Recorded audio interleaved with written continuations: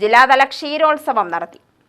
ക്ഷീരമേഖലയുടെ വികസനവും സാമ്പത്തിക വളർച്ചയും ലക്ഷ്യമിട്ട് ക്ഷീരദിനത്തോടനുബന്ധിച്ച് ജില്ലാതല ക്ഷീരോത്സവം നടത്തി.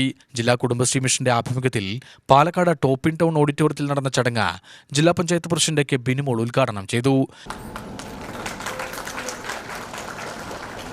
ആ കാർഷിക പ്രാധാന്യമുള്ള രാജ്യത്തിനകത്ത് അത്രയേറെ കാർഷിക പ്രാധാന്യം മുന്നിൽ വെച്ചുകൊണ്ടാണോ നമ്മുടെ പ്രവർത്തനങ്ങൾ എന്ന് പരിശോധിച്ചാൽ അല്ല എന്ന് തന്നെ നമുക്ക് പറയേണ്ടി വരും.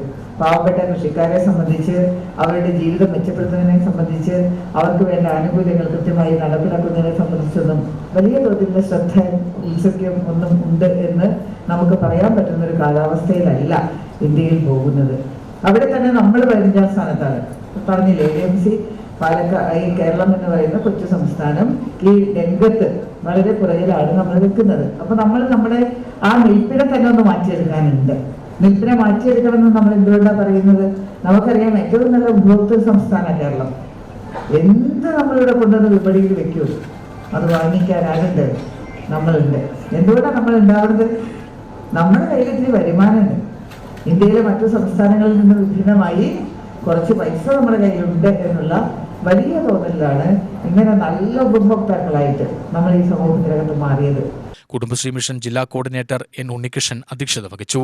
ജില്ലാ collector G Priyanka, Milma chairman KS മണി എന്നിവർ മുഖ്യാതിഥികളായി.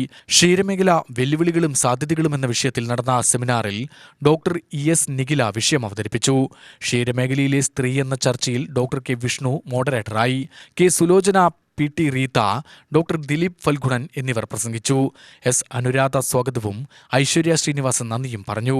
UTV news, Palakkad.